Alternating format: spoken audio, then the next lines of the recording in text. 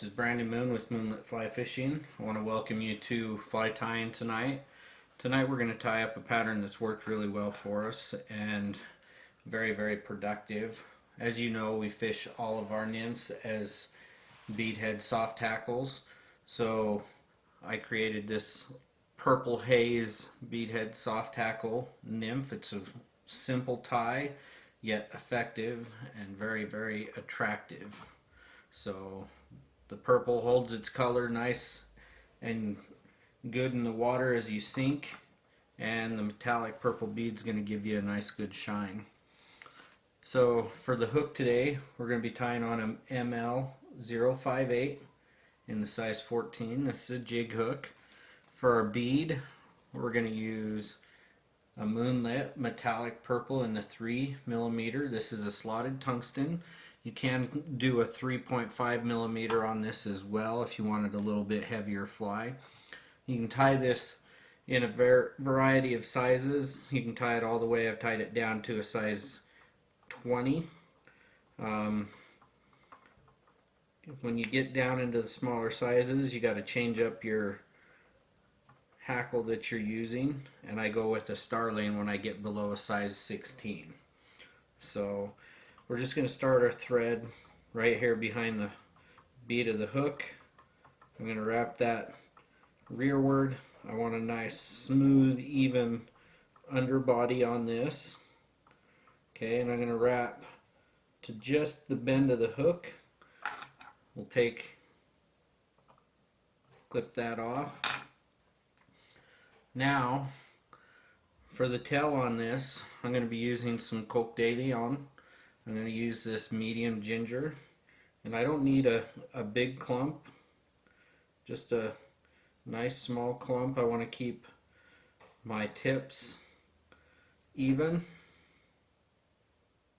Okay, so I just have a small amount there. Now I'm going to take that and I'm going to measure it, and I want that tail to be roughly the length of the hook shank.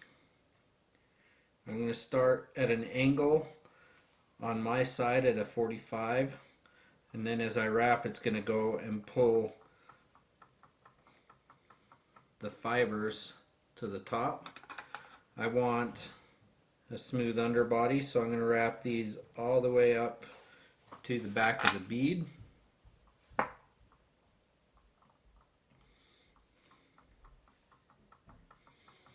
Okay, now we're going to wrap rearward all the way back to the hackle or the tail, the Coke de Leon fibers.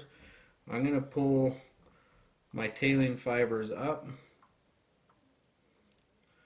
I'm going to put 2 wraps behind, pulling them up, and that's going to help keep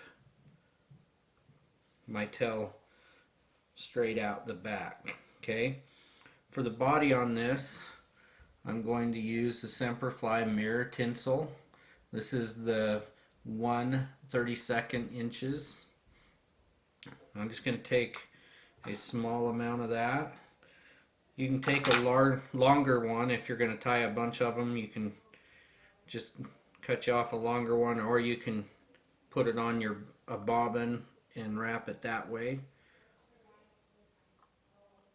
So I'm just going to tie that in on the side. I'm going to kind of lock this in on a spring I have on my vise here in the back. It doesn't want to stay.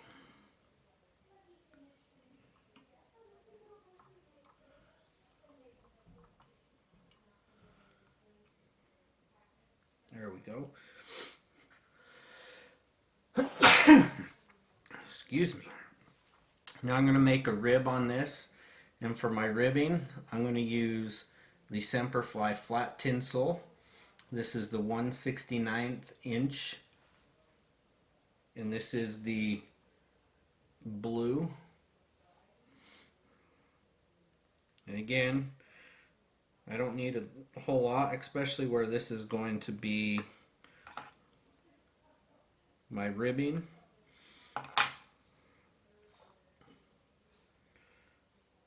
Okay, now this I'm going to tie more on the top of my hook shank. Now I'm just going to cover them up. Now I'm going to create a little bit of a taper to my body using thread wraps. So I'll go rearward and then forward and then rearward again, and I'll stop short of where I stopped last time, and I'll continue doing this a couple times to create a nice smooth taper to my body. I want each wrap to be next to the other. Now I'm just going to half hitch that in there. Now I'm going to take my purple. I'm going to wrap this purple using my rotary feature here on my Norvise. So I'm just going to wrap this and create a nice smooth body here.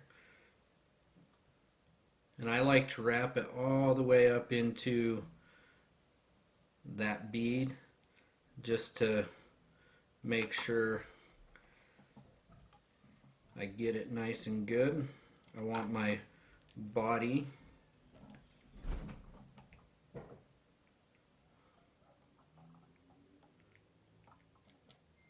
to look really clean. So I'm going to lock that in, trim it off. I'm going to set my thread back there to the side. Now I'm just going to take and wrap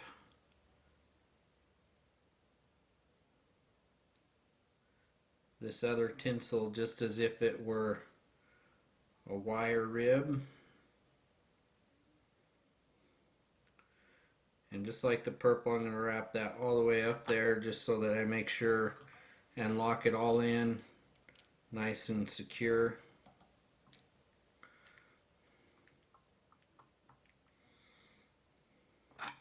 Clean it up. Okay. Next, I'm going to take my Wonder Wax. Okay, I'm going to put just a little bit of wax on my thread right here. Now I'm going to take some Vicuna dubbing. Okay, this is alpaca dubbing. I'm going to use the purple. This is a UV purple here. And I don't need very much. A really small pinch here. Okay, and I'm just going to create a noodle here on this thread. This is going to create my thorax. It's going to help flare out my hackle just a little bit and give a little bit of body. Okay, I don't want to crowd up into my bead. Okay,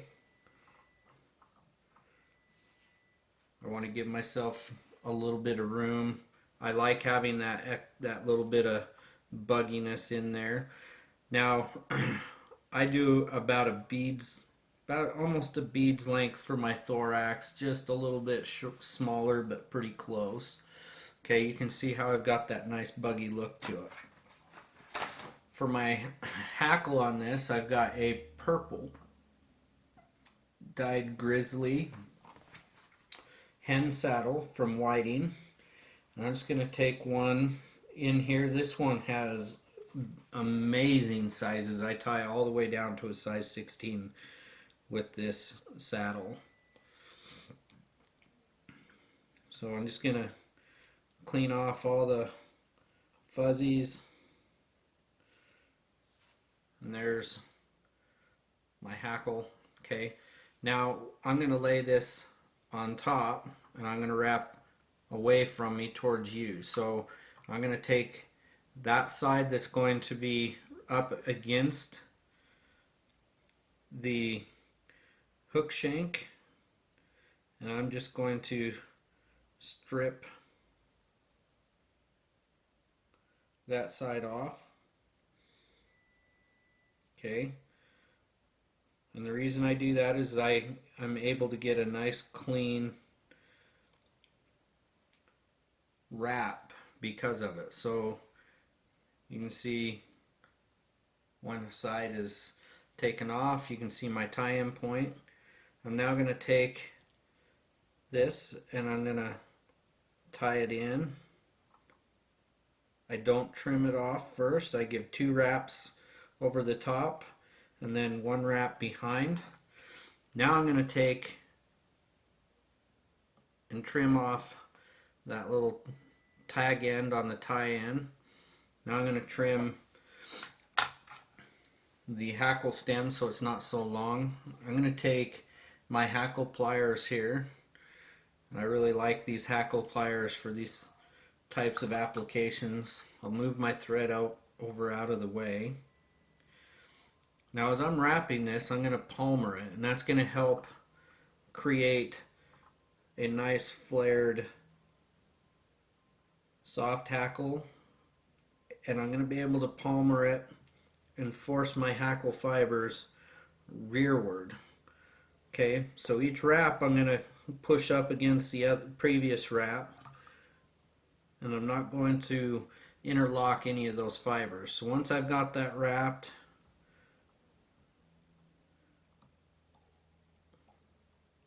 I'm going to lock that in place with 2 wraps behind that hackle. Then I'm going to go 2 wraps in front.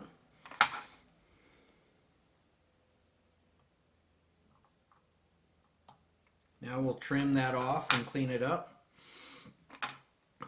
Okay, if I need to, I can pull those back, but you can see that's already kind of pulled back pretty well. Now I'm just going to create a small little collar there with my thread. And then we'll do a 3-turn whip, 2 and 3. Sometimes I'll do a little bit more if I feel like I need to fill that in just a little bit. This looks really, really good. Okay, now I'm going to take my Solarez.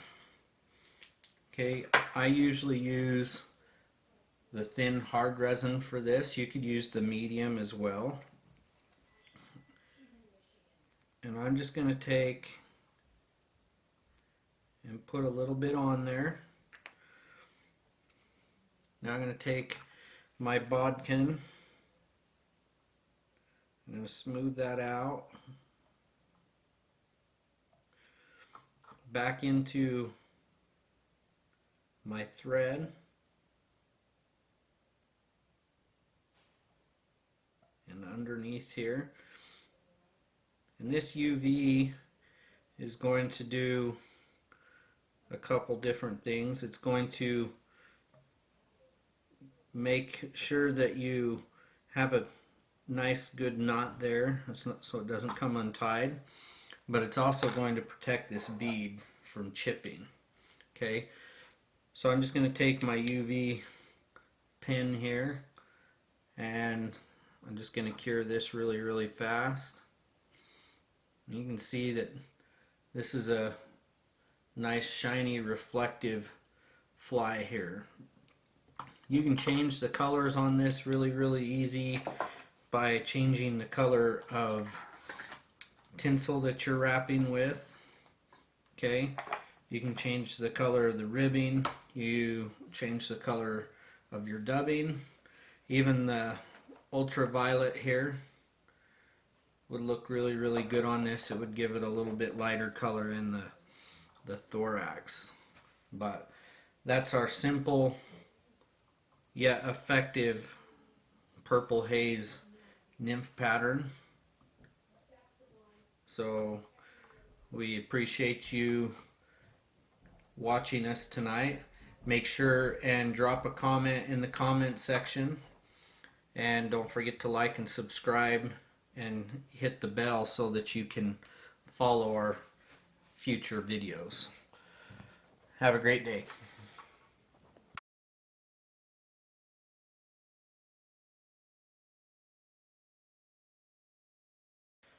Make sure and hit the subscribe button, then the bell, and hit Alt so you can receive all notifications from us.